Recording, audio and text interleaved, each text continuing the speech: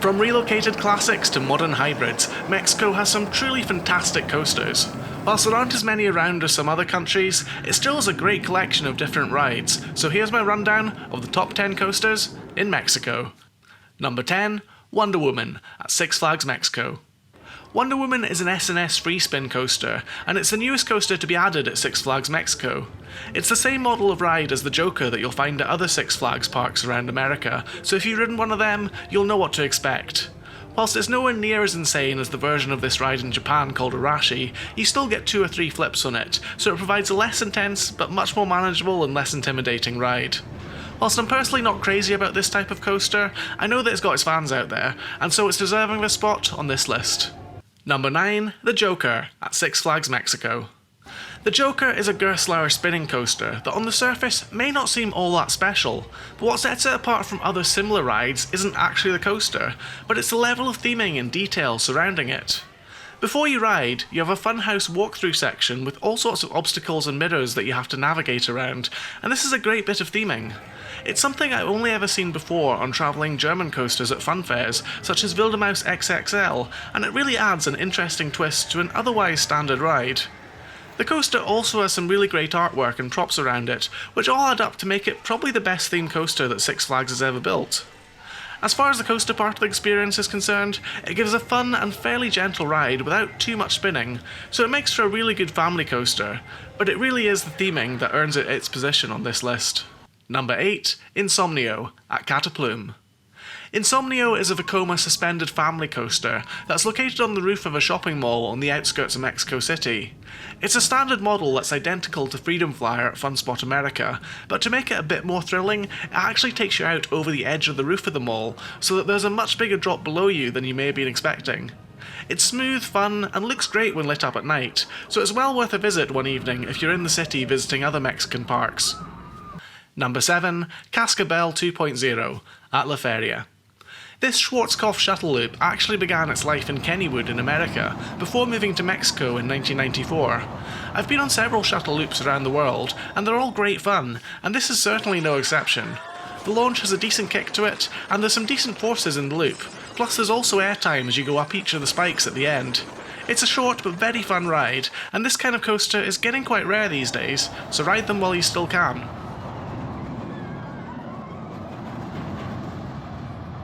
Number 6, Titan at Selva Magica. Titan was a bit of a surprise for me, as I hadn't really heard anyone mention anything about it before I rode it. This Japanese manufactured jet coaster has some really good airtime on it, especially in the back seat, and whilst its layout might not be that original, being a simple out and back sort of design, it's got plenty of airtime hills which make it unlike any other steel coaster in Mexico. When I visited, they also had a VR version of the ride as an option, but I think the ride is more fun to experience without it, so if you like airtime, be sure to check this ride out.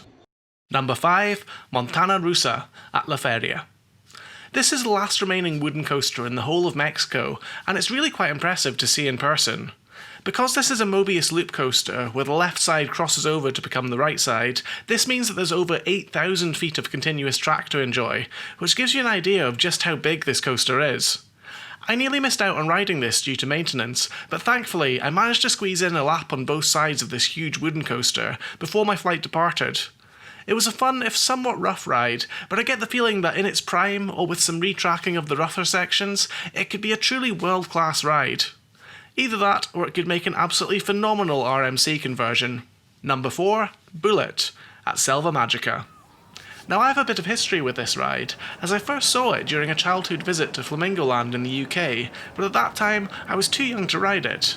I eventually tracked it down though, in the Mexican city of Guadalajara, and this unique Schwarzkopf shuttle coaster is a fantastic ride. Featuring a reverse launch before you're fired back through the station into a bank turn and through a really tight loop, this ride is quite forceful, but you also get a bit of airtime on the spikes, and of course, you get to experience the whole thing backwards too. It's a shame no other versions of this ride were ever built, as I much prefer it to any other boomerang style coaster. Number 3, Chimera at La Feria. Continuing a theme of former Flamingo Land coasters, this ride may be more familiar to some of you as Magnum Force, the name by which it operated when it was in the UK. When I rode it last year, I found it to be an incredibly intense ride with lots of strong positive G-force in the loops, and I'd even say it was more forceful than the larger and similar ride Olympia Looping. It felt fast and powerful, and whilst the restraints kinda sucked, it was my favourite coaster at the park by far. Tragically, however, there was an accident on this ride later that year, resulting in 2 deaths and several injuries, which was really shocking as accidents like that just shouldn't happen with proper maintenance. Hopefully lessons can be learned from the accident, and the ride will reopen in the future along with the rest of the park, which has remained closed ever since. Number 2. Superman El Ultimo Escape. Standing at nearly 220 feet tall, Superman El Ultimo Escape is the tallest roller coaster in Mexico, and was the last roller coaster ever to be built by manufacturer Morgan.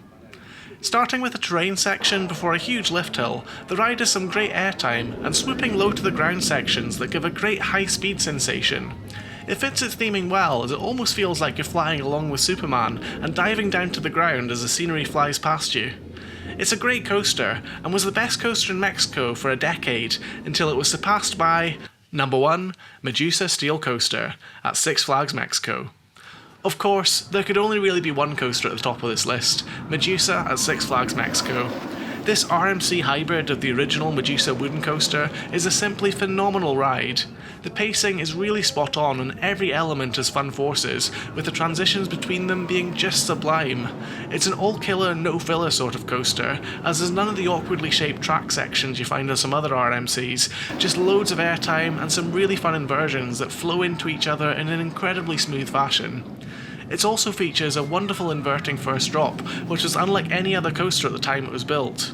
It's not just the best coaster in Mexico, but also one of the best coasters in the world, so if you ever visit Mexico, be sure to ride it. So there we have it, the top 10 roller coasters in Mexico. Which one of them would you most like to ride? Let me know in the comments, and if you want to see more of these parks, check out some of my Coasting into Mexico series. For now, I've been Rollercoaster David, thanks so much for watching, and I'll see you again in another video very soon.